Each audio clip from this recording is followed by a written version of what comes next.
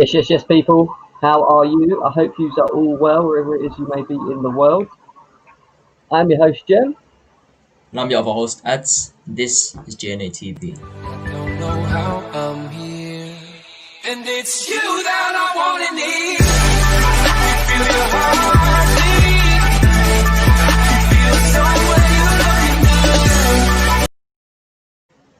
beat. Yo, what's happening, people? Hope you're all well. Wherever you may be in the world, I hope everything is good. How you doing, Ads? Not too bad, bro. Yeah? Good. Just excited to do this, man.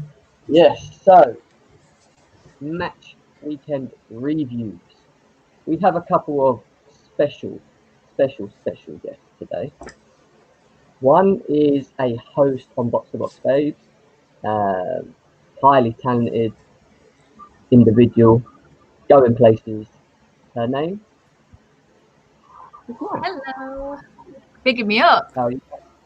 Yeah, I do. You know, I will big up everyone that comes in, other than the gal, but you know, do what we can. Our second guest is probably one of the only Man City fans I know out there. Like, they are hard to come by. But yeah, let's introduce her in. Yeah, her name is Jan.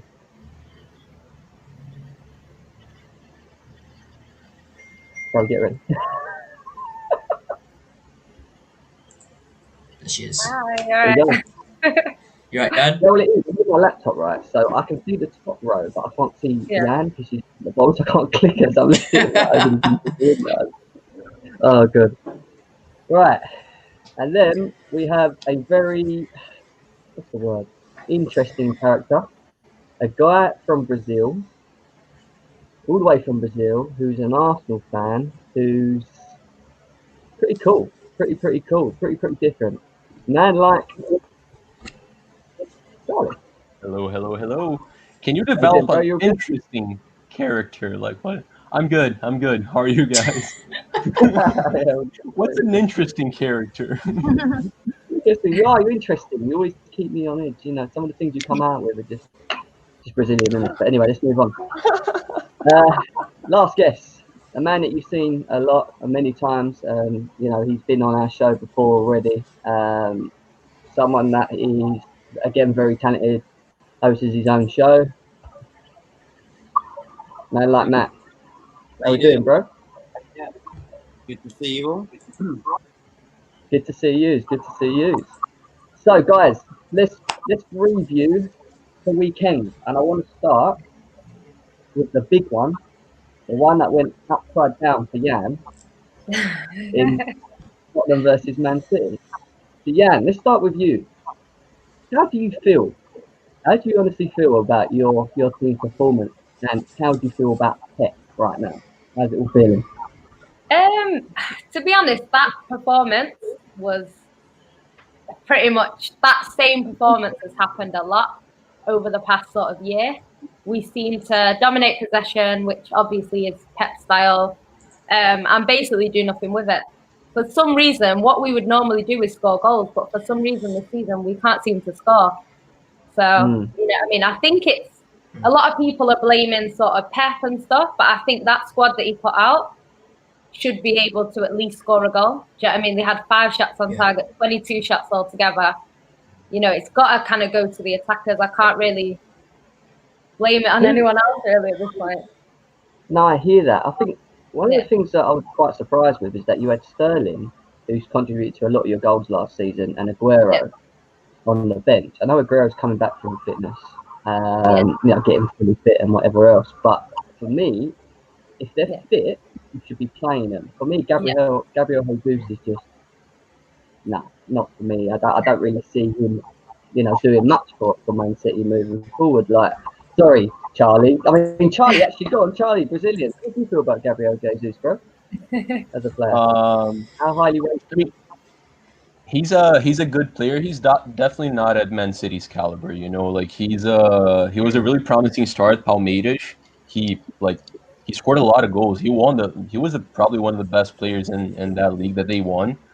But I feel like he's so similar to Eddie Nketiah. They pretty much do the same thing. Like Gabriel Jesus is further along, like he's developed more. but he's a nuisance. That's it. Like he's an annoying attacker. That's more or less like what he does. He's not an incredible finisher.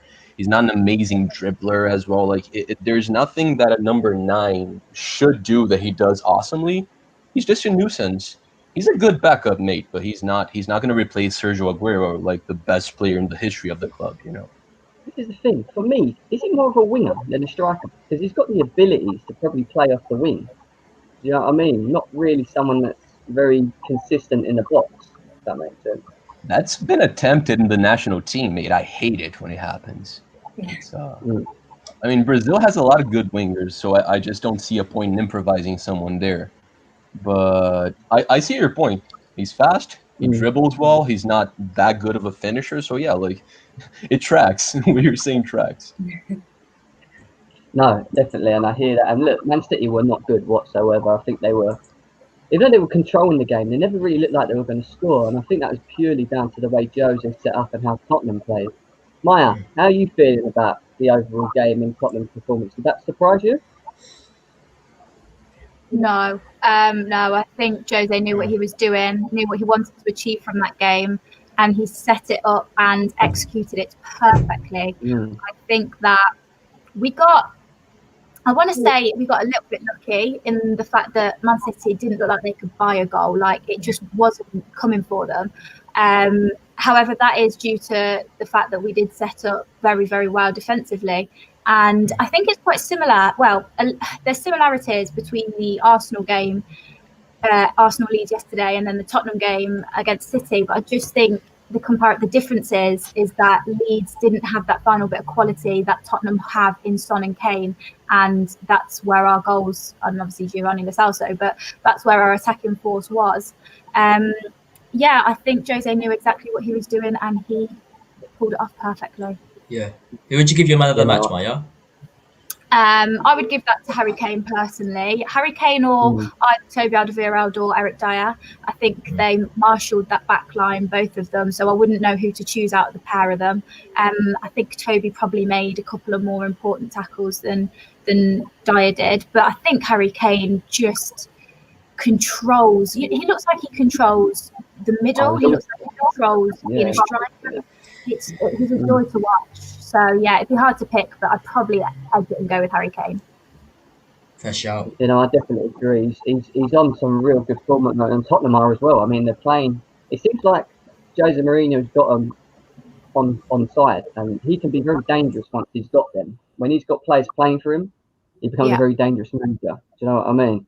Matt, 100%. what do you think about Jose Mourinho?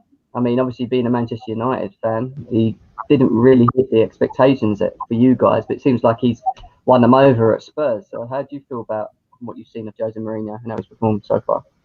Well, he's brought in that coach, hasn't he, from Lille, I think, and he plays a different style. And I think Mourinho's had to adapt his game, and he's been allowed to do that at Spurs, where I think at Man United, definitely not. You know, like you can see the frustration that he had there. And I think that's why he's picked Spurs as well, because they said, like, basically, if you want to adapt your style and, like, play a different role in how you play with teams, then, you know, try and pick this guy from Lille, like, it will help you out. And that seems to be working at the moment. And yeah, I'll tell you why that is. I'll tell you why that is, because at United, there are so many restrictions. You can get any brewer in as a manager, and there'll still be restrictions, bruv. You know what I'm trying to say? And I feel like, obviously, Tottenham, this is like one of the best times I've actually seen them, and I've actually really adapted as a team, and I'm very happy that Jose's been the man to do that, because I couldn't really see anyone else doing it. But obviously, yes, Man United have restrictions. Even a great manager like Jose couldn't even take control. You know what I'm trying to say? Not even 50% of control at the club, and I feel like that just proves, you know, how poor United are at the moment, and it's been going on for years. Spurs have a sporting director, don't they? Yeah. Yo, Matt, can I? Because you said that's why Mourinho chose Spurs. Did he have other offers back in the day? Because I think Spurs was the only team after him.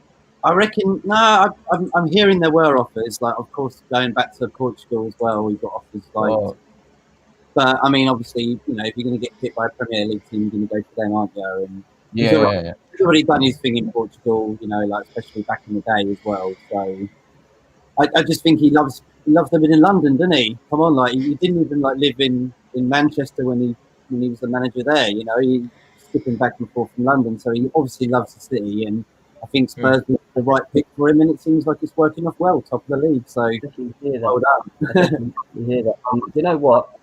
Next game is going to be so big because you've got two teams in Chelsea and Spurs that are in such great form at the moment, and it could literally go any way. Like there's no favourite for me in this game.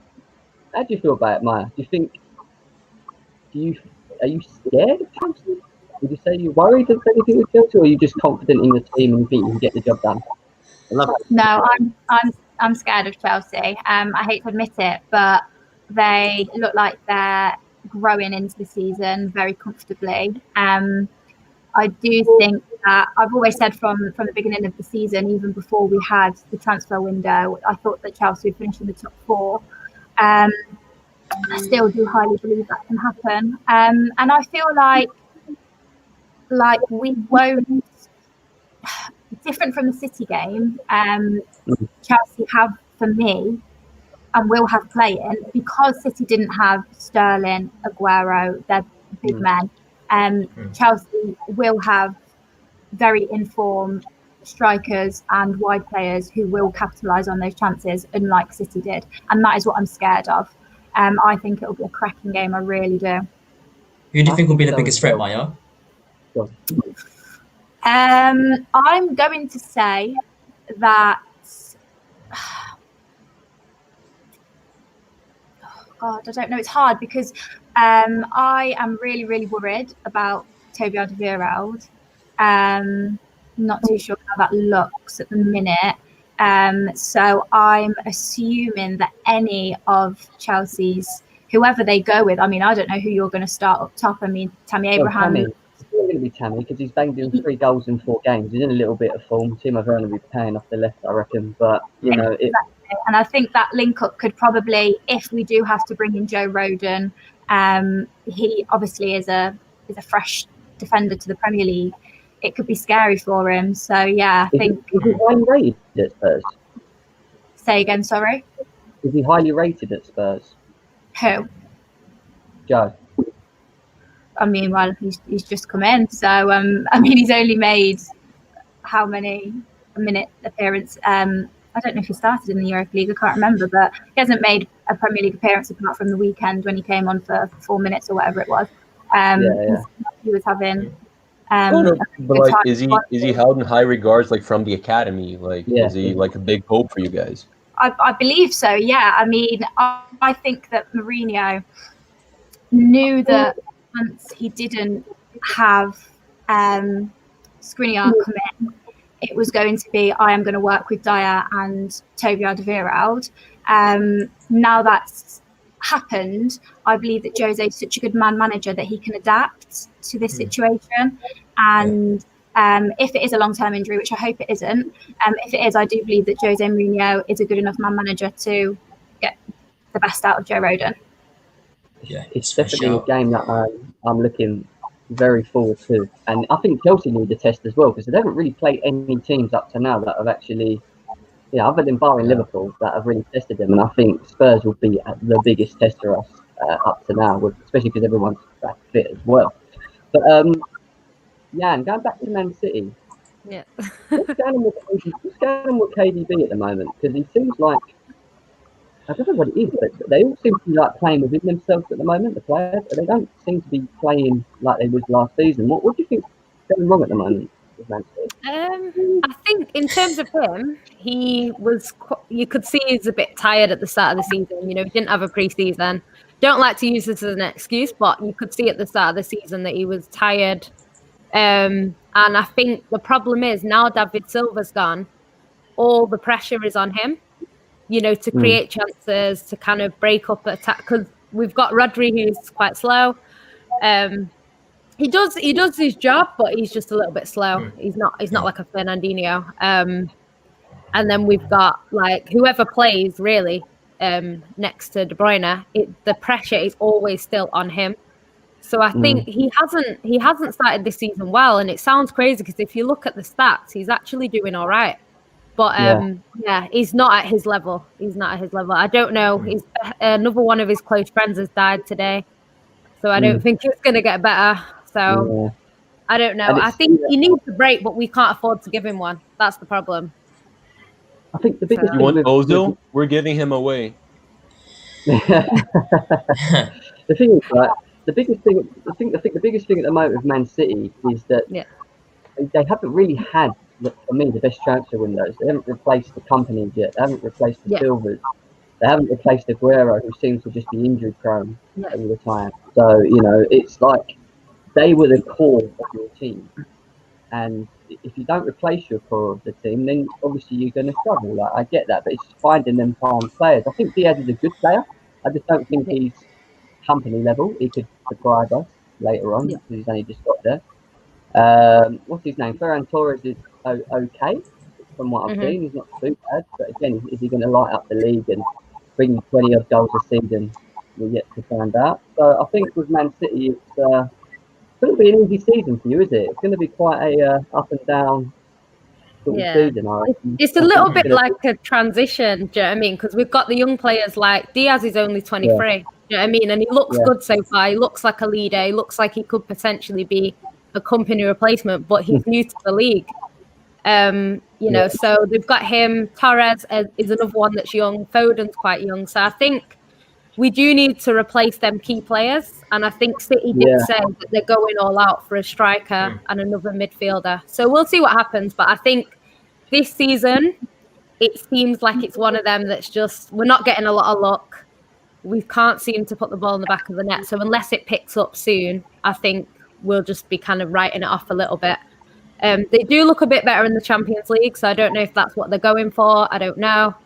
Especially Torres, he seems to have really kicked off in the Champions League. So we'll see what happens. I think this season's been a bit of a weird one so far for kind of everyone, apart from Spurs. Chelsea have picked up a bit of form, but in general, like, everyone's lost at least one game, which at this stage in the season is quite bizarre. So we'll see what happens. It is early days for us. I think we can't go on playing like this all season. We've gone from being the highest scorers of the league for the past 5 years, I think it was, to hardly stringing a few goals together. So I can't see it lasting all season. But yeah, in terms of the league, I have no idea what's going to happen right now. You know what? I'm just hoping. I have my fingers crossed. Like, if the stars align perfectly, City lost a bunch of games and Brazil lost a bunch of games, maybe we'll finally get Pep to manage Brazil. That would be a dream come true. That'd be so dope. He'd love that. Yeah, I know. Well, just throw me a bone, God. He's just signed a contract, and the thing with me is if he continues playing the way he is at the moment throughout the season, I think there would be a good chance that he could be gone at the end of the season. I know he's signed one and he's committed, but I'm quite still surprised by that with Pep, to be honest. I am, because usually he likes to win things and just get on with it, you know what I mean? Move on. And he's never really been one for stability, is he? As a coach, he's not a stability coach. When you look at his overall career, he's always just gone for teams running stuff and sort of plodded along. I think he's kind of trying to prove maybe that he can do it, because I think a lot of people said he'd be gone after 3 years. He stayed a bit longer. He obviously likes Manchester. There's something about Manchester he likes. He said that he likes the club. Even if he left, he'd always be a fan. So I don't know. I'd like to see him stay somewhere long term, at City, and just prove that he can do it. Obviously, he needs to kind of rebuild a little bit because we've lost such key players. And the players that we've lost are not easily replaceable. Do you know what I mean? There's not a lot of people that can replace Aguero. It's hard. So he's going to have a bit of a job, but we'll see if he can do it. Yeah. I don't mind giving him time. Do you feel like Gabriel Jesus has had enough time to learn? I mean, I'm not going to say he's ever going to be Sergio Aguero's replacement. Like, it's big shoes to fill, but do you not feel like he's had enough time to be doing a bit more than what he is doing? Because he, to be learning and shadowing one of the best strikers in the world, do you not expect more from him by now? I think it's interesting with him because he's not like Aguero at all. Like in terms of Aguero, he's very clinical. He's world class. Do you know what I mean? He's been doing stuff that not a lot of strikers can do. I think with Gabby, he's almost like he's great off the ball, if you know what I mean. Like if we need to win a game, he can make space basically. So say for example he's up front and there's Sterling, he can almost draw the defenders to him so that Sterling has space. So he does a lot off the ball. Statistically, he's actually really, really good. And I know a lot of people say anyone can score in that City team, but I think he is quite good statistically. But I think when we compare him to Aguero, he's always going to look very average because Aguero is, it's the same with like Harry Kane. When you're trying to compare people to Harry Kane, you can't. They're not getting the credit they probably deserve. Do you know what I mean? They're elite players. There's not, there's not many. Like even Chelsea, for example, our elite striker was Didier Drogba. Do you know what I mean? Since then, who's really matched up to his levels, other than maybe Diego Costa? We struggle. We still struggle to today with a striker. I'm hoping Timo Werner can change that for us because I think he has got a lot of talent to put forward as well. But moving on swiftly, Matt, Manchester United. What's the problem, Rob? From the draw. You want to go there? We were talking about this when we last night, ads, and we got some positive out of it at least. Look, it's the same old. It's Groundhog Day at Man United. Ever since Ferguson left, it's the same thing happening again and again, and it always turns back to the same style of play, which is crap, to be honest. It's just not our style or our history of how we play as Manchester United. You know what I mean? And Fred's amazing, by the way. He needs to stay in ads. I'm definitely agreeing with you on that. You know what I mean? One love for that, but there's not a lot going on. Van der Beek doesn't look like he was an Ole Gunnar Solskjaer buy. You know what I mean?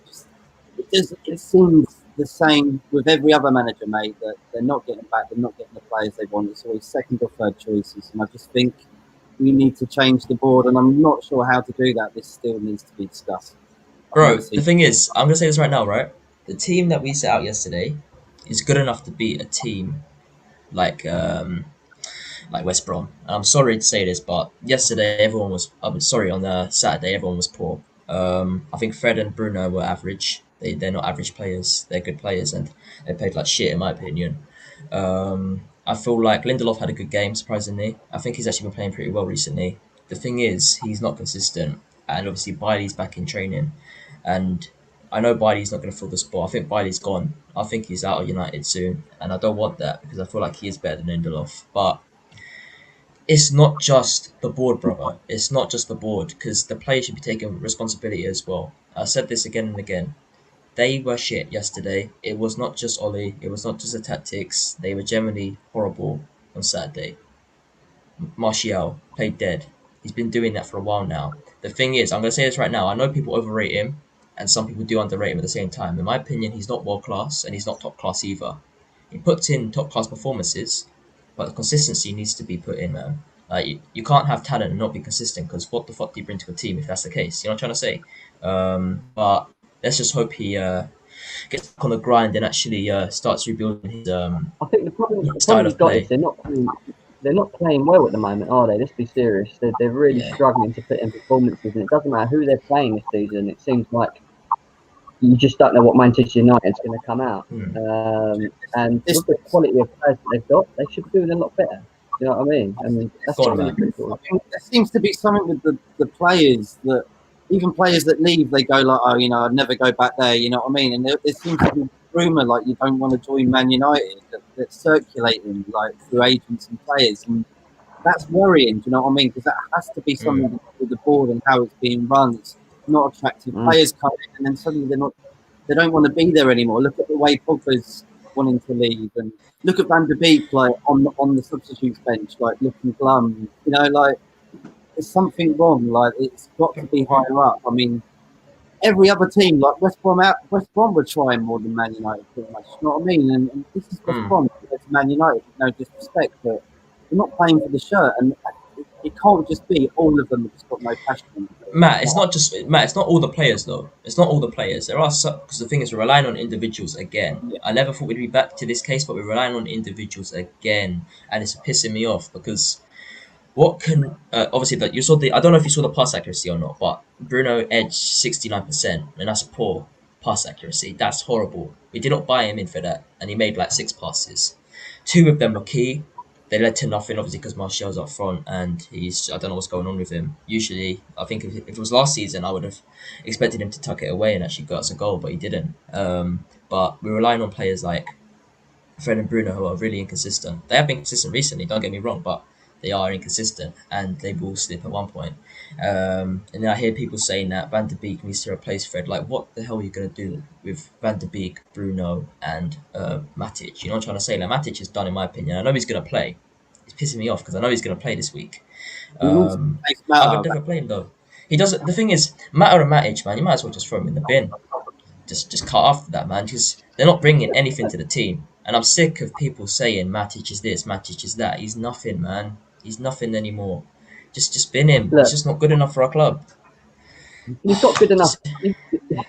You've got good enough, players. Man United have got a good enough squad. You know what I mean? That's the thing. Yeah. Like, their midfield is probably one of the best in the league in terms of the players they've got. But Maya, do you think getting rid of Ollie would change everything for Man United? Do you think bringing in Pochettino would solve their problems that most of them are saying at the moment? I don't think it does. What do you think? No, I don't think it does either. I don't think Arteta going at Arsenal does. I don't think that these teams are going to solve their issues by getting rid of their managers. I think that, okay, managers need to take accountability for a lot of things, but the performance that a player puts out on a pitch is not one of them. You have a player, and if they decide to walk out and for 90 minutes put their heart on the line and play for their club, then that is their decision. And I don't feel like a lot of players at those two clubs are doing that. Like I said, there are times where the manager does need to step up and take some accountability. Transfers, tactical decisions, a lot of things managers do need to take responsibility for. And a lot of those things that they need to take responsibility for do lead to losses in games. So yes, there are times, but overall, it's the performance on the pitch that these players are putting out. And clubs like Arsenal and Man United, two of the biggest football clubs in the world, and your star men are not wanting to play for your club. You've got Scott McTominay, who wants to put in more of a performance than Paul Pogba, and it's really is. So I don't think it's Ollie out, it's Arteta out at the minute. I think it's a different mentality.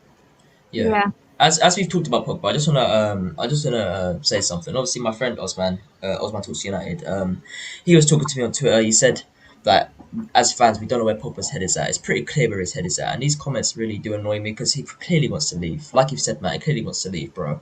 Don't know what club he wants to leave to, but he has been flirting with Real Madrid for a while now. People need to just get real. He does not want to be at our club. Scared for your head.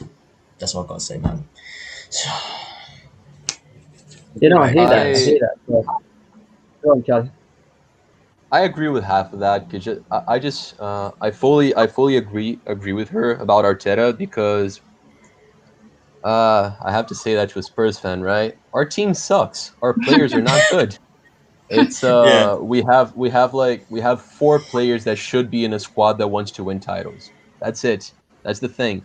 I'm not even okay, so we can say more than that if we talk about youngsters, but actual players ready to fight for positions in a team that wants to fight for the Premier League and qualify for Champions League football, we're not good enough. United, man, sure, they're inconsistent. Maybe it's just it's mind-boggling, right? That they play so poorly, but they have good players. They have great players. They have Pogba, who was for a long time regarded as the best midfielder in the world. He's not. I don't think he is. I don't like him, but high regards. You have those 3 attackers that are, okay, sure, they're young, but they have a lot of talent. I think their defense is shit, but they have so many good players. So you gotta blame the manager a little more. Arteta, the thing is, it the fact that he had some really bad players like Xhaka, who I say is a bad player. He's okay for West Ham, but he's not okay for an Arsenal. And he Arteta for a while, he made a bunch of these shit players overachieve. And that's it. And we thought that was the form, that was the norm. You know, that's how they're supposed to play. Mustafi's actually good. Xhaka's actually good. No, they're not. No, they're not. Arteta was pulling miracles out of his ass, and now just the normal things happening. Our team's not good enough. That's it. So I don't think it's the same scenario. No, I hear that. And Indiana's just said, like to remind everyone, Poch got 18 points from a possible 81 against the big six. That ain't good. that is poor. If you want United, I wouldn't have him there if I were you. Yeah, I agree. I just feel like the thing is, when we start losing games, if we were to get him in, when we start losing games, you know how the fan base is going to be, right? We can't sack a manager after 1, 2, 3 seasons. You know what I'm trying to say? 3, yes, maybe 2 or 1. Nah, that ain't happening. It's Manchester United. You're meant to have a long-term manager, and they're meant to take it to places. Ole has not taken us anywhere. Yes, he got us 3rd last season. That's like the best achievement he's done. That's like the best achievement he's actually, produced for us as a team. But if we bring Poch in, I would say it would get worse. He would get no backing again, and fans just like, yeah, he's going to come to the role, he's going to fix up the board like that. It's not going to happen. When he starts losing, the fan base is just going to go on him like a horde, man. I'm not telling you, it's just going to be a worse sight than it is already. Yo, I understand you saying you're not going to win anything with Poch, but you're not going to get worse. Worse with Poch? We will, man. Come on, bruv. Come on. Poch actually made Spurs fight for stuff. Bro, it's not the same though. It's not the same. Listen, I assure you, if he comes into the role, it'll be worse. That's my opinion. Jan, sorry, 1 second, boys. Jan, how do you feel about Manchester, your fellow Manchester club? How do you feel that they are performing at the moment? Are you enjoying what you're seeing? Them in the mud, them struggling, them not being able to get back to the heights that they used to be in. Look at Matt, he's in bits. What do you think of Man United? Well, I grew up in Manchester as a City fan. So, yeah, I'm enjoying it. I think, to be honest, the good thing about United is no matter how rubbish City are, they always seem to be worse at the moment. So that's good. But I think on the pitch, they're actually getting results, which we're not doing. We're playing okay and we're losing, and they're playing shit and winning. So, in terms of what they're getting off the pitch, it's good. I think they have the quality there. They do have a good team.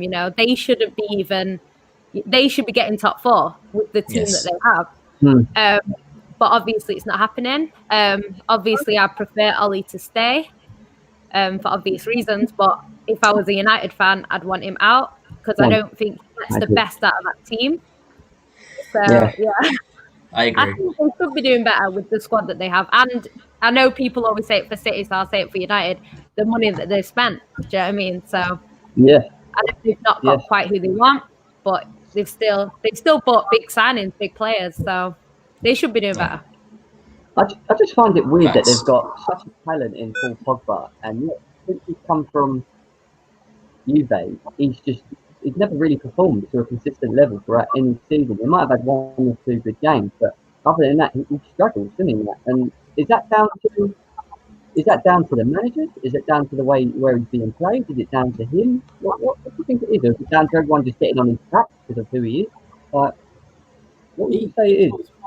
He's always wanted to go to Real Madrid. I don't even know if he wanted to go back to Man United from Juventus. I just think it was the only thing that was going on. He knew the club. He'd been there as a youth. He's wanted Real Madrid, I think, ever since he went to Man United, to be fair. Even Mino Raiola always comes out like spicing up the media about it every single Sunday. He's definitely good at his publicity, definitely. Because that's what Pogba is, really. It's the PP brand, isn't it? It's what it is, isn't it? Or whatever. Oh, I hear that. Maya, do you think the media are harsh on Pogba, or have been harsh on Pogba since he's been in England? Or does he deserve it? Is he kind of deserve the criticism he gets? I don't think he deserves a lot of the criticism he gets. A lot of it is is harsh. I do believe that. But when you are regarded as, like we've mentioned before, I don't agree either and think he is one of the best midfielders in the world, but he clearly is by a lot of people. That status comes with expectation, and it comes with a lot of other things on and off the pitch. He's supposed to probably be one of the top role models at Manchester United. And I don't think he's done a bad job in doing that. He's not in the media for bad things all the time, every single day of the week. You know, he's not like a bad, crass person. So I do think the media leech onto anything they can do with him. However, I do think that status that he holds in that club, or he should hold, he should be doing more with good press-wise. I don't want to be biased, but I just want to put out Harry Kane out there, regarded as the best player at our club, as probably Paul Pogba should be at his club, and just the role model Harry Kane is as a person. The media struggle to find bad things to say about him, and when they do, it's pathetic. So I think they are harsh at times, and he is sort of seen as a scapegoat for a lot of things with the media. But at the same time, I think he has to be doing a little bit more himself to help that. I agree. I just feel like as soon as Bruno came into the squad, everyone was kind of expecting him to play better. He did play a few good games. Obviously, when Bruno set him up the assist with the short corner, everyone was like, "Oh yeah, Pogba's back, all this crap." The problem is, I'll tell you this now, Matt. I'm sure you can agree, bro. It's the younger generation of the fan base. I'm talking like 12-year-olds who just buy the shirts and claim that he can do so much for us. Because the thing is, he's a player who should do, like you said, Maya. He should be doing so much for us, but he isn't. I don't know whether it's not. I don't know if it's the manager or it's just his. It's just him as a person. Because I know that he's a good footballer. You can't, deny that because he is. He's shown us that he is. We've only seen sparks at United, and I said this all the time on the channel. I say sparks. To show sparks is not good enough. You need to show full-fledged potential, and he's not shown any of that at United. I feel like it's a sad sight, and it's very sad to say this, but United is not the place for him. And I said this, he needs to show and prove the haters wrong, prove his worth somewhere else, because he's not going to make any progress at United. Yeah, go on, Matt. Go on. Yeah, I honestly feel like, I know he did better at Juve, but I honestly feel like part of his game just got found out as well. Pogba, in my opinion, was born 20 years too late. Like the style of football, like in the present day, it's just, I don't know, the intensity he just can't match with it. Like if he was born 20 years earlier, like he would have won the World Cup with Zidane, like he would have been chill. But now a midfielder needs to do more than he's willing to do. He's just I don't think he would work out at Real Madrid either, man. And if I'm honest, I'm pretty sure they would like Camavinga better than Pogba right now. So I think he's a little stuck. Would be better than Pogba. Anyone would be better than Pogba at the moment. But I'm thinking he's a little stuck at United, mate. I feel like he's just gonna run his contract out. Let him go to Madrid. The thing is, right, He's got to go there. He puts in great performances when he's next to Kante. Like, if he came to Chelsea, would we get the best out of him because of the type of player that we've got? And for me, when you've got, I think Kante would benefit any team, Tottenham, Arsenal, whoever it was. Any team. But it seems like the best in Pogba from what I've seen in the French games. So look, there's no denying he's a talent. You know what I mean? He's top quality. He's a top quality player, and it's a shame to see him go through the way he's going through at the moment. Go on, Matt. You're going to say something? Just about that actually, because have you ever had the rumor about the old Ronaldo doing a split thing with Pogba because Juventus on him, and they're both out of contract at the same time? It's going around like the media quite a lot, and wow, that would be actually really cool to see that. And if Messi, Yannick, could get that move to Man City, and then we could get Ronaldo in at Man United, that would be perfect for next season, I think. In your dream. It's not happening. It's not happening. I know. But I think with Pogba as well, like you say, I think because Kante is so strong, in that sort of defensive midfield role, it kind of gives the attacking midfielder a lot more space. Because I think we get that at City with when we got Fernandinho, everyone around him plays better, and that's what we've missed this season. Like, people are saying we're missing David Silva. Yes, we are, but I think we're missing Fernandinho just as much. And our performances with Fernandinho and without Fernandinho, you can see the difference. So I think at Man United, he's that DM, and he needs to be the attacking one. He needs like a Kante behind him. So that's a good shout for Chelsea to get him, to be honest, because we're not gonna get someone on Kante's level. For one, Kante's out of this world, and two, we're playing Scott McTominay. Like, what can he bring to our team? You tell me. Like, he's only good next to Fred, who's smaller than him, way smaller than him, and he has way more strength than him. That's embarrassing. And I look at how our team's always set up. You always think they're gonna beat the team that we come up against, and then usually we edge it 1-0, or we lose. And that's the thing with United right now. And Kante is just he's just out of this world. And he fit in any team, in my opinion. I think even the big clubs like Barcelona, Real Madrid, all those clubs, because the he's unique and he's a backbone. If people can say that he's not good enough, then I don't know what they've been seeing for the past few seasons. But let me tell you. Go on, Jam. Sorry, bro. Go on. The reason Chelsea are playing so well at the moment in the new 4-3-3 formation that we've got going is because we've got Kante in that position. If we put Kante out and put Jorginho in that position, I guarantee you it would not work as well as it does.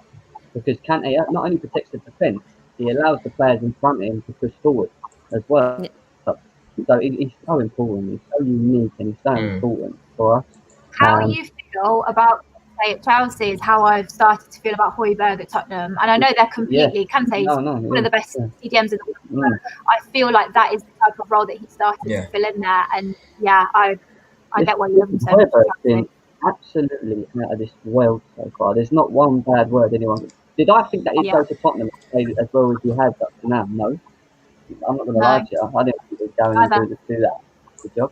Is he surprised you, Maya? I think that I never used to, obviously now because he's a Tottenham player, I analyse him and I watch his game and what he does off the ball a lot more, whereas when he played for Southampton I wasn't looking at that.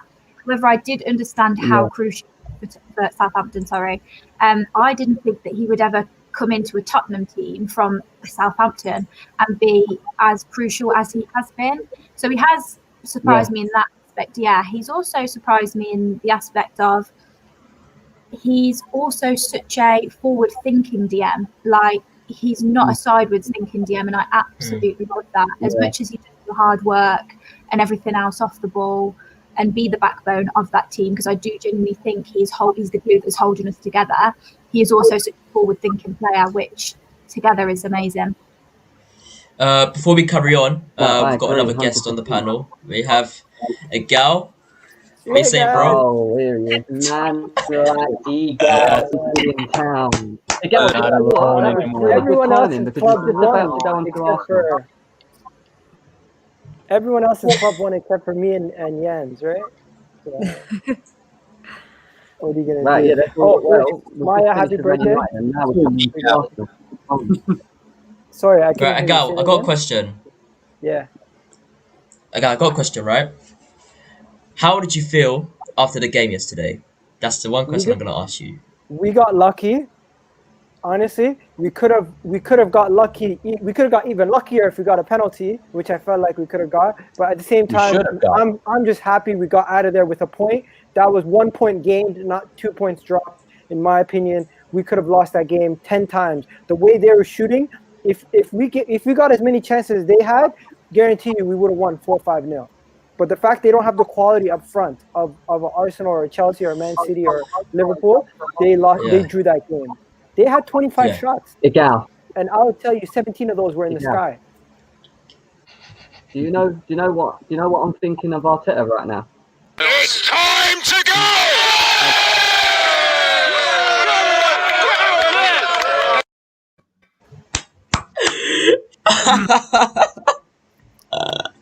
Go, man, you got to respond to that. Listen, I genuinely think all you guys don't actually mean it when you say it's time to go for Arteta. It's fun and banter. I know you guys understand that we're going through a full rebuild. This is not going to be a snap of a finger and everything's fixed. You know what I mean? Of course, it would be great to have a manager with a lot of experience, but we currently have Arteta, and we understand that we're going to try to rebuild the whole squad with the man that we have.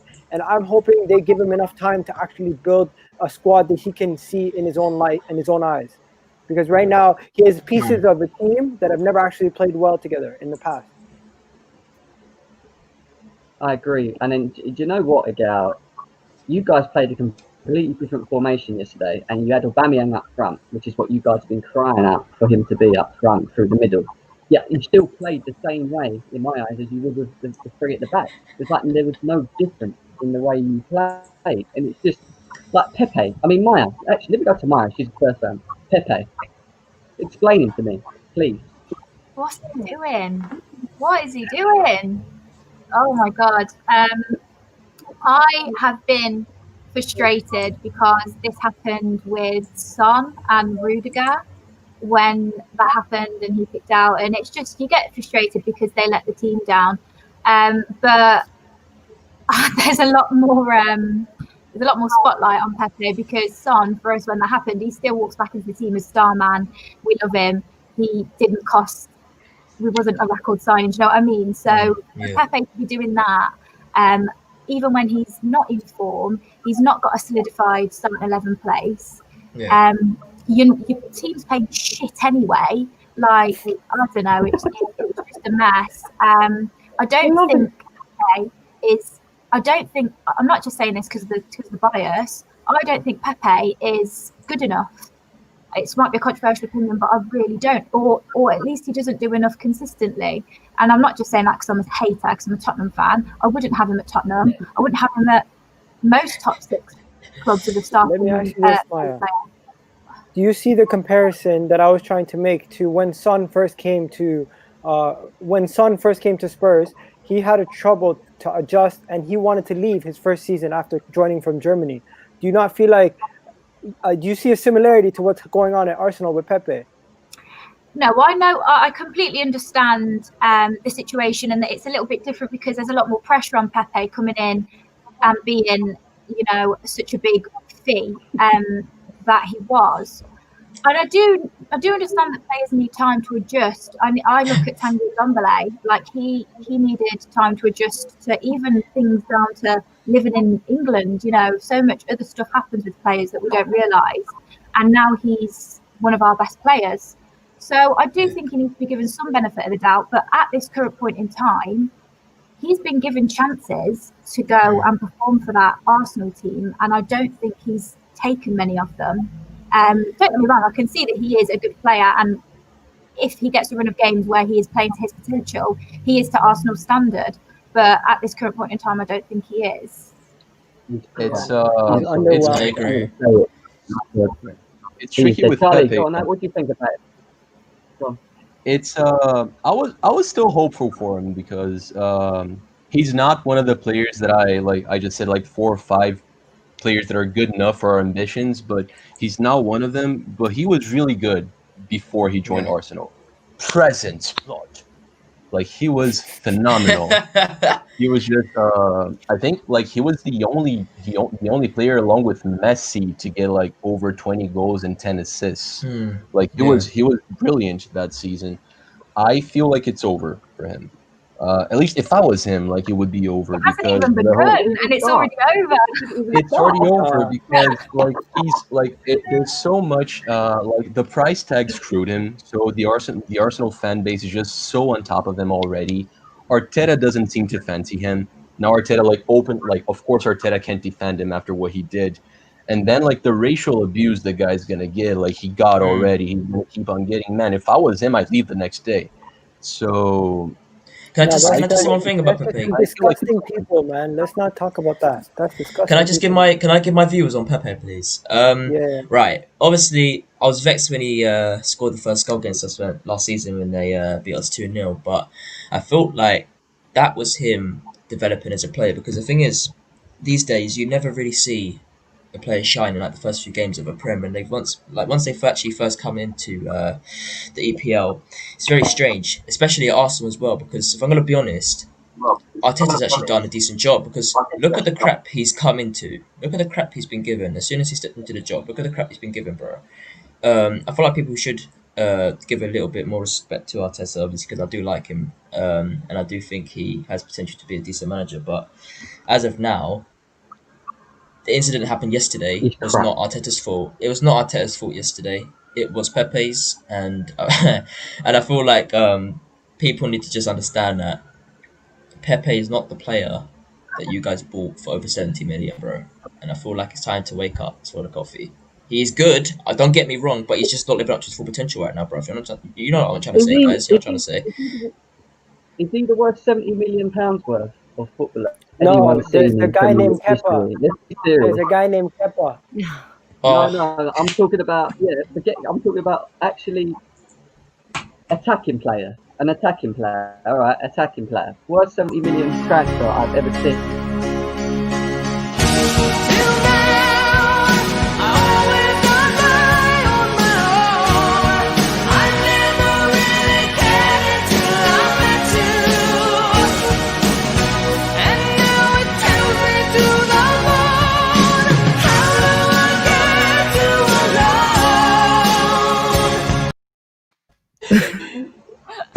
Listen, the only good thing about that clip is the song. That's it. Yeah. No, don't say that, bro. Charlie there just waving about like that's what I saw. Someone like God, candles going, you know, lighters in the air.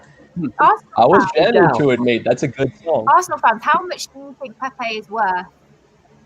Yes. 30 mil, 30, 40 mil. Wow. I would That's say fine. 45. I would say 45, 50. Because you have to factor in the fact that his value. Are you saying his value, or are you saying how much would I take right now? How much is he currently worth now in the market? Yeah, how much would he go for? I would say right now he's probably worth like 35. It's not looking good. We lost a lot of his value. But if you guys remember, Manchester United were able to salvage 80% of what they bought Lukaku for and what they bought Di Maria for. If we can do anything like that, I would sell him, but I don't think that's going to happen. So at this point, I feel like we're stuck with him, and we won't be able to get anything of him if we try to sell him. So I think £12 is really generous. Samuel Bambi, man. You know what though? Reviewing the game overall, if Leeds would have took their chances, they hit the post 4 times in that game. If Leeds would have been a bit more consistent in that game, Arsenal would have easily lost that game. Easily, hands down, lost that game. So, Gal, is there any positivity that you can take out of that game other than your 0-0 result yesterday? There is a couple things. If I were to just look away from the performance and just go look at the actual team, if you could look at them as individuals, you could say Saka has once again been the shining light, but the negatives are Saka is going to looks like he's getting injured. He got injured with a knee injury, so he's going to miss the game. So that's another negative. A positive turned into a negative right there. The only real positives I could take away from this game is we got the draw, we salvaged the points, and with a little bit of luck, we could have got 3 points, but that would have been a lot of luck. And hey, maybe now we have to be more forward-thinking and more aggressive. After, you guys know, when your team's on a bad run of form, the last thing you want is more losses. So getting a point is a positive, and this could be the catalyst to change. If the last 2 games weren't a catalyst for change, this result and performance could be a catalyst for change. Going to our next game against Wolves. We're at home, we have to perform, and if fans are coming back, we have to show something in front of those. Even if there's 4,000 fans, you have to show something in front of them. Can I ask a question? There's one positive you forget. Arsenal were also the second team to not concede a goal to Leeds this season so far. Our defense has been other than that Villa game. Our defense has been okay. Yo, like one great positive. Gabriel Magalhães, my dear G-Mag, he's a good defender. I'm pretty sure he's going to have a good career at Arsenal. But you forgot one positive, Miguel. It's like the second game in the season where no one spoke about Martinez because Leno did okay. That's a positive I can take from that game. One second, lads. I just want to say one thing to Agal. Agal, when you beat Manchester United 1-0, did you think that was the refresh for the team? Did you think you guys could actually build on that result? You know what I think. I honestly thought we were going to push on, and I thought we were going to beat Leeds. I thought we were going to beat and I thought we were going to win 3 on a bounce. I seen our next toughest game. I thought was the Spurs game. I thought you guys know me. I always think we can win every game. but Yeah. I never seen us after winning against Manchester United only picking up 1 point between Aston Villa at home and Leeds away. And if we don't pick up 3 points going into the Tottenham game next week, and we somehow lose to Wolves, it's gonna be utter chaos. The meltdown. I want to rephrase you there, bro. I don't think you could somehow lose to Wolves. They have quality attackers, brother. They honestly do have quality attackers. The thing is, Wolves is a team that always is. People are saying is a great team against, but when we face them, we somehow always just get the better of them. Over the past, we play okay against Wolves. That's true. Yeah, we have a good. Yeah, we've been but playing you know okay what? against Every time I say something like this, then don't say it. Maya, are you worried? You don't want us to win. Are you worried about playing Arsenal in any way? What you're saying? Sort of the opposite to the Chelsea game. I think it's the same scenario as well as the City game. I think with the City game, they didn't have that striking force to put away their chances. I think Chelsea will. I don't think Arsenal do. I think Aubameyang didn't look effective really at all yesterday. If he plays how he did yesterday against us, I'm not worried too much. Again, it does depend on how Joe Rodon comes in and plays, and if he does play on at the weekend against Chelsea, that does depend on whether we'll do well against Arsenal. But attacking wise, I'm not worried now. But I am worried for Chelsea. We have a say in Brazil, which is a derby's a derby and vice versa. You know, like it's still it's a derby, so anything can happen. But you can't say that Arsenal's been playing like anywhere near as good as Spurs have. You know what? I'm gonna ask Jan something. Jan, that Arsenal Man City game. Did you feel like you could have lost that game? Because everyone said to us we played terrible as Arsenal, but did you feel like we were still in that game, even though it was 1-0? You guys won clean sheet, but I felt like we could have got something out of that game. I think with City this season, normally we're quite. Even though last season we weren't the most clinical, we were still getting goals. I think this season we are struggling to get goals, and as a result of that, every team we've played is pretty much still in the game, because when you're 1-0 up, they're still in the game. Do you know what I mean? So I think that's the problem that we've got at the moment, because, you know, even against Spurs, like if we normally have 20 shots, 22 shots, I think it was, you know, 17 of them were off target. That's terrible for City. And then of the 5 that we did put on target, none of them went past Lloris. Like, that's not really good enough. So I think this season we're kind of, it's almost like we're beating ourselves, do you know, in the fact that we just can't put the ball in the back of the net. So I think everyone's kind of been in the game against us. But against Arsenal and Sheffield, we were able to kind of defend well enough to not concede. But yeah, I think this season we've not really battered anyone, which is rare for us. No, you haven't, but also, what do you think about Arsenal, how they played this season? Ooh, I think, do you know what? I think I've always said it the whole season, like, apart from Chelsea in recent weeks, because the start of the season was a little bit shaky even for Chelsea. Spurs started badly, but then have got better and better. Do you know what I mean? I think everyone's kind of been a bit shaky this season. I think with Arsenal, Arteta sets up quite defensively, which I didn't expect from Arteta after being under Pep. I didn't expect that.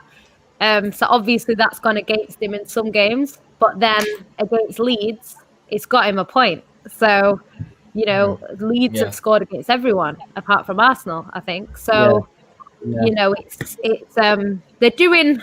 I don't think anyone is particularly doing great, you know, out of City, Arsenal, United. But I don't know. I think they've got.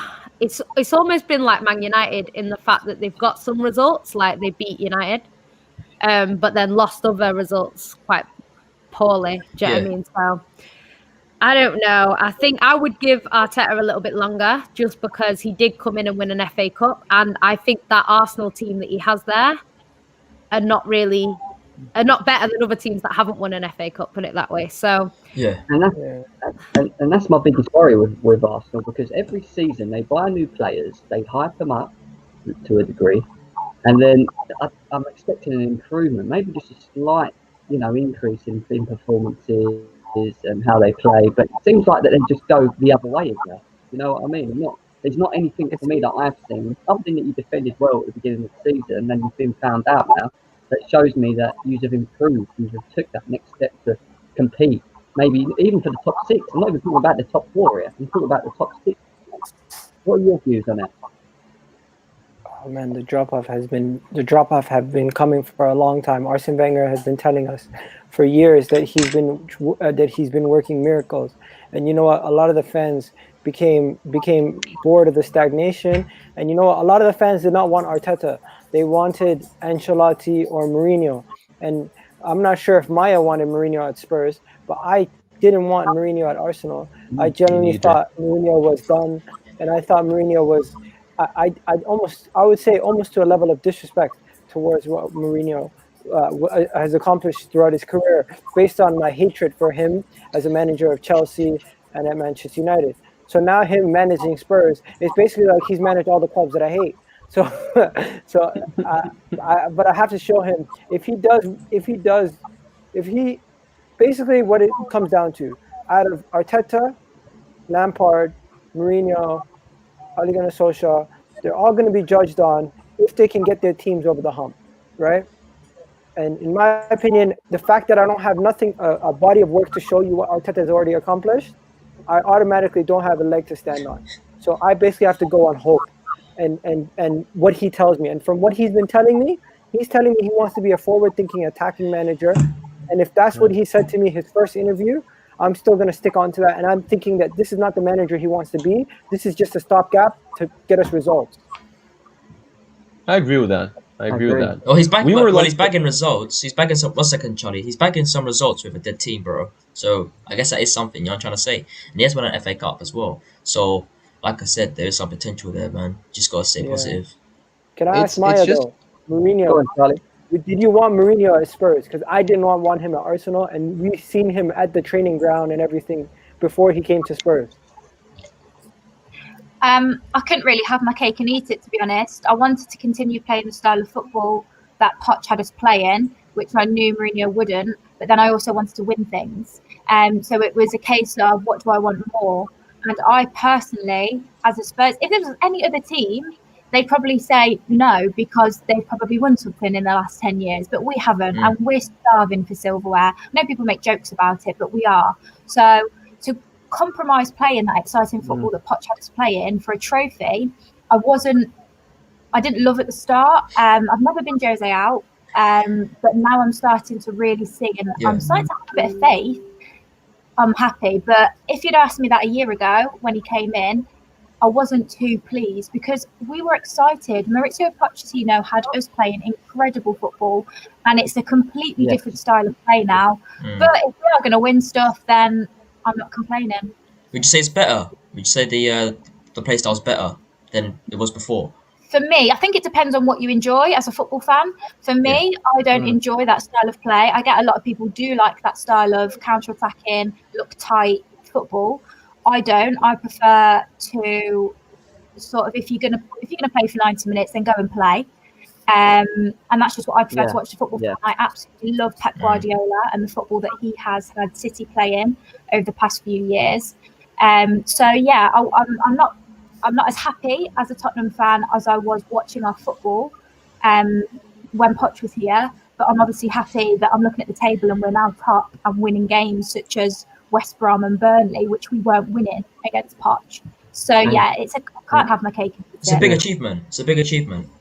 It definitely is, and I think we were in the same position really, because there's games that we've been playing up to now, which we would have not won last season. We just wasn't good enough to go in and win. Like going behind against Sheffield United at home recently, we wouldn't have come back into that game if that was last season. We'd have had loads of shots and probably just been inconsistent and not got ourselves back up there. But I mean, you spend a bit of money and things change, and that's what Spurs and Chelsea have done. You know, they've put the money out there and they've improved. For me, with Spurs, they've got to keep the three up front fit. you know, if they're going to challenge, them three up front need to be fit throughout the season. If you lose Harry Kane, if you lose Son, you're gonna. I think you're going to struggle, and you know, I think it's going to be a big problem now because I don't really think there's much coming off the bench to continue that through. Does that make sense? So yeah, it's definitely going to be an interesting one. Definitely going to be an interesting one. But Charlie, you were the talk, mate. What do you want to say on Arsenal, mate? I think I was just agreeing with the gal mostly. I've spoken about this before. Like the team is not good enough. It hasn't been good enough for a long time, like over a decade. Like last time we were good. I think the last season we were good. Spurs was still winning titles. You know, like 12 years ago, 14 years ago, stuff like that. It's been a while, so it's just like Arteta can't pull miracles. There are some positives to take. Like he fixed our defense. I know we're still going to concede. We don't have that many good players there, but he fixed our really crappy defense. We have some. I feel like we have some extremely talented youngsters as well. Like he can. It's just frustrating because like this next transfer window could be a huge one because we're gonna get rid of Ozil. We're gonna get rid of Mustafi. We're gonna get rid of a bunch of people who like no one else wants these players. So our salary, our wage, like the amount of money we have for wage. Sorry, my English is just going now. But our wage bill would just get so much more chill. Yeah, and then if we qualified for Champions League, that would be huge. Like we'd have so much money to spend. It doesn't seem like that's going to be happening anymore. And it's just I don't know. I'm patient, but I'm growing less and less patient because, you know, I'm 27. I actually saw the Invincibles play. Like I remember very clearly Arsenal losing to Barcelona in that final as well. But there are a lot of like if Adv was an Arsenal fan, like he wouldn't have seen anything.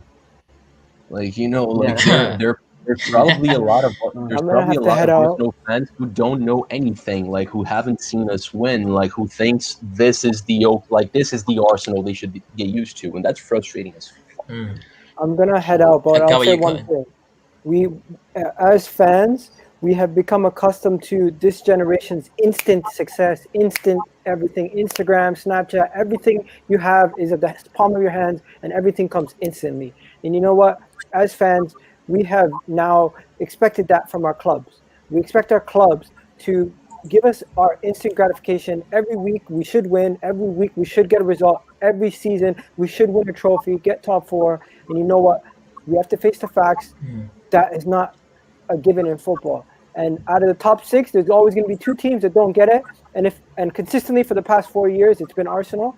Hopefully we can get back. But right now, my hopes of this season is resting on the January window, and I'll just leave it at that, boys and girls. That's not a bad shout, man. Gal, before you go, I'm allow you to tell the people where they can find you, man. Go ahead. You guys already know the Kid EG on Twitter and EGTV on YouTube. Thanks for coming on, bro. I really appreciate it, man. Respect, man. Bye, everybody. Take care, man. To be honest, I think we're pretty much done as well. I was going to talk a bit about Chelsea, but I don't know if I want to bore you guys too much. You know, we're in a bit of good form at the moment. Nothing's changed really. We're winning games, you know, so it's one of them ones. I mean, anyone want to say anything about my team? You think we've got anything to say about Chelsea? Chelsea? No. I think you guys are favorites. Like, if I was to place money right now, I'd place it on Chelsea. I'm jealous about Thiago Silva, Gem. He's quality, mate. He's top quality, and ever since he's come in, it seems to have raised the performance levels of the defence. We didn't have him in the last game against Newcastle, and people like Rudiger, who were performing poorly last season, are now starting to put the little performances in here and there. So it shows how one player can change the whole morality of a squad. You know what I mean? It's massive, but definitely looking forward to the game next week now. I'm looking forward to I think we're at Stamford Bridge as well, aren't we? So I'm looking forward to hopefully giving you a bit of a beating, a bit of a slap up. But you know what it is? I always kind of hold back a bit because it's Mourinho. I'm like, I want to be like, yeah, we can do this. And I'm just like, no, but it's Mourinho. He could always because he can't do something though, bro. He's dangerous. Yeah, he's just dangerous, isn't he? And to be honest, I think it'll be tight. think it'll be tight. It might be a 1-0 or 2-0, but it's not going to be like a 4-5-0, 3-0 sort of game or a 4-3 or anything. That's not what I'm expecting anyway. But it'll be good. We'll definitely be good. All right, guys. Jim, I think we're done. Actually, go on, John. Go on, mate. No, I was gonna ask you. Like, do you see? You probably see Chelsea fighting for the title, right? Because Liverpool and City aren't performing. I think we've got as much chance as Spurs have got. I'm not going to say that we're the favourites or anything. I still think that we need to play the top 6. A bit like Spurs, I think we need to see more in the bigger games. Spurs have done it actually to beat Man City, but we haven't in a way. So for me, I will not say anything about Chelsea until we get to December, roughly around December, January. See how we perform up to them. If we can continue in this rich vein of form, then definitely we're up there. But do not forget about Liverpool. Liverpool, you know, with all these injuries, they're still somehow pulling through. You know, they do it. And yeah, we could pick up on a bit about Liverpool quickly. Diego Jota, Jan, what do you think of Diego Jota as a player? How well was he doing, and did you expect him to do that well, coming from Wolves to Liverpool? I think he was a good player for Wolves, but he wasn't their best player. Like, you know, if you said to me, take one player from Wolves, I probably wouldn't have picked him. Not saying he's a bad player or anything, he just didn't look the best in that squad. He's come to Liverpool, he's hit the ground running, and he looks brilliant. Do you know what I mean? I know sometimes, you know, there was like Pukki last season who started great and then kind of fell off a little bit. But I think with Liverpool's quality around him, he's always going to have people there to give him a decent ball to put in. So, yeah, he's having a great season. You know, they bought somebody in, you know, we always say when you win the league, you need to strengthen, and they've done that. I think defensively, obviously, they have lost some players, but they did have James Milner, who everyone knows is a grafter. You know, he steps in when he needs to. They had Robertson.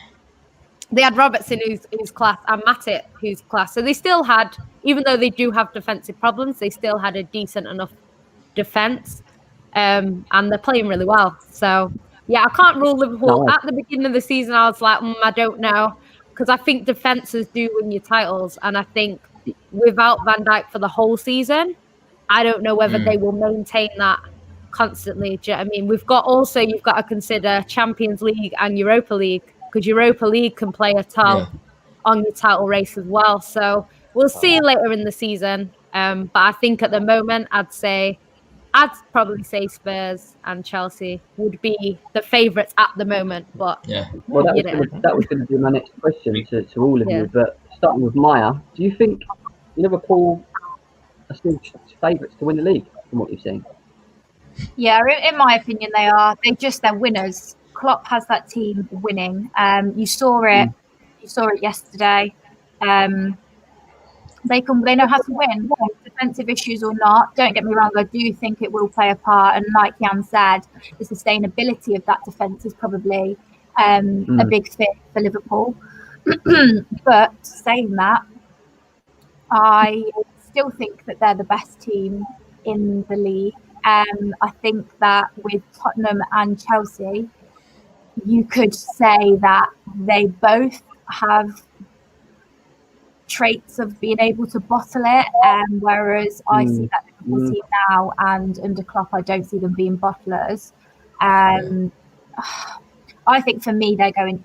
Unfortunately, I got it wrong. I think because at the start of the season, I said City, and now I've changed my mind, and I think it will be Liverpool. I did as well. But yeah, I do think that Spurs and Chelsea do definitely need to be thrown in there. But for me, I think Liverpool are a team that can win the league still. Matt, what do you feel about Liverpool, mate? Oh, asking a United fan. No, they're really good, and they didn't have their full squad out, did they? Really, against Leicester, and they smashed it. Everyone in Liverpool knows their role, and I'm again talking about from top to bottom, like, you know, the people serving tea to the coaches and that. Everyone's on the same level, on the same mindset, and they're just definitely going to win something this season. Maybe even Champions League. I'm saying more Champions League than Premier League, to be fair. I see the Premier League being wide open, whereas the Champions League doesn't seem to be wide open. It probably will be an English team making the final again, I think. Yeah. No, I hear you. I definitely hear you, bro. Charlie, what do you think? Yeah, they have the best manager, right? Like right now. So I'd be extremely surprised if the champion wasn't Chelsea or Liverpool. Extremely surprised. Like it would bemuse me. So What about Spurs, man? it's hmm? What about Spurs? Or is that just because it's Spurs and Arsenal and that it's rivalry? it's it's I'm sorry. It's not because of rivalry. Like I get it. I'm sorry. If I there's one get manager, well, I get why. if there's one manager who can win titles, it's Mourinho. But if there's one team who can lose title, it's Spurs. Like I'm like they haven't. The last tournament they won was a Carabao Cup in 2008. So Yeah. it's hard for me to think like Yeah. out of the blue they're gonna win the Prem. You know, it's tough. But they have been playing sensational. Like I'm very jealous. I definitely trade places with them now, but I don't see them winning the league. Maybe an FA Cup, which would be pretty. I'm sure Maya would be happy with that, right? Like that'd be dope. I was happy with the FA I'd Cup take last season. anything at this point. Honestly, I would take Yeah. anything. But no, I do believe that he will win something. I think personally it will be Europa. I think Tottenham will win Europa League. Put it out there now. You can hold me to this. But yeah, he definitely will win something. What about in the Premier League? Do you think where would you be happy with them finishing? Top 4, top 6? Like what are you looking at? Me, Tottenham. Yeah. I think at the start of the season, I had us in the top 6. I had us 5th. At this point now, here, on November 22nd, 23rd, whatever date it is, I'm saying top 4 minimum.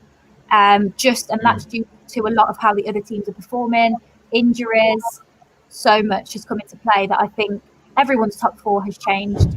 If I'm being honest, anyone who I spoke to, their top 4 has shifted and changed, and a lot of people had United in it, and now some people don't even have United in the top 6. So yeah, for me, top 4, nothing less than that, I think. I want to touch base with what you just said there, Maya. I completely agree. I just feel like, in a sense, yeah, United have basically downgraded massively this season, and I feel like it's not just with the team, not just with the manager or anything. It's with how people present them as a team and see them. You know what I'm trying to say? Because if people are thinking they're not even going to get top 6, then what does that tell you? You know what I'm trying to say? I even said, like, Jem, Matt, and Charlie can actually bet me on this. I even said United wouldn't get top 4 or top 5, and I still stick to that right now because we've been poor, we've been atrocious, and I don't see anything getting better anytime soon. But I want to talk about Liverpool because obviously I haven't had my turn yet. Liverpool are the best team in the Prem. Facts. I feel like obviously they have a massive, they have a good manager with a big ego, and obviously that's good when it comes to football because you just want to take everyone down. And obviously Liverpool are very dominant, and have been for a while now. I just feel like people who say that they can still accomplish like the heights that they did like last season with the squad they have now with all the injuries is a bit far-fetched because they can't, because they haven't got some of their quality players on the field. And I said this, I had an argument with a Liverpool fan. I said to him, you're not the top 3 squad that you have with all the injuries right now. You will be. I'm talking about in the world, right? I said obviously automatically when you get all those players back you automatically get into the top 3 squads in the world, but I said as of now with all the injuries you're not, and you need to face facts. It's not true because like all the quality players, like not all of them, half the quality players in the team are not there. But as soon as those quality players return, I feel like they'll be very much clear favourites to either win the league or come close called with Tottenham and Chelsea. But as of now, I'm going to say that they'll get like top 3 for sure. Top 3 for sure, in my opinion. I wouldn't say. By the way, like I agree that they're the best team. They're not the best squad. I feel like Chelsea and City have better squads than Liverpool. They have the best team. So. Yeah. Depth. Got more depth overall. Yeah. And I agree with that. And I'm going to finish off with Jan. Man City. What would you be happy with? Like, what would make you feel happy at the end of the season? Top 4 trophies. What are you looking at with Man City?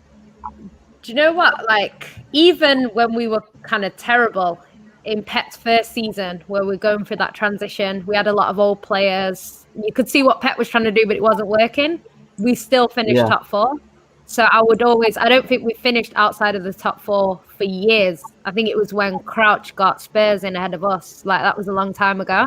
So I would expect us to finish top 4. I think we need to be in the title race. Whether we win it or not, I don't know, but we need to be in it. And in terms of trophies, we have been quite consistent. in trophy winning. Like even last season, I think someone was saying on a stream last night, City went trophyless last season. We actually didn't. We won the Community Shield and the Carabao Cup. Obviously, they're the 2 worst trophies out of the 5. But we still, you know, even when we're not great, we still tend to win. So I would expect us to win a trophy, whether that's Carabao Cup, FA Cup, I don't know. But yeah, I think the players are going for the Champions League this season, which I think is very risky. But yeah, I'm gonna stick with a top 4 of Liverpool, Chelsea. Who did I put first? I'm gonna say Liverpool, Chelsea, Tottenham, and Everton. I feel I've just got Everton in my head. I don't know why. I just feel like if they keep their players fit, a bit like Spurs, if they keep their players fit, they're dangerous. They're winning games. Calvert-Lewin scoring. James Rodriguez he's been playing so well. Richarlison, since he's come back, he's the key for me. Richarlison, when he's playing, they're a different team, you know. So I'm hoping that it's going to finish like that. But yes, he is. He is. I bet being a Brazilian as well, he's very highly rated in Brazil. He came from Fluminense, mate. He came from my team. Right. Yeah. Okay. I love that guy. One of my favorite players. Bit of a bad attitude, isn't he? Yeah, he does. Not the best person in the world. But, you know, he's funny. He has that pigeon dance. He's a good character. Yeah, no, and I definitely hear that. But I think we're done, guys.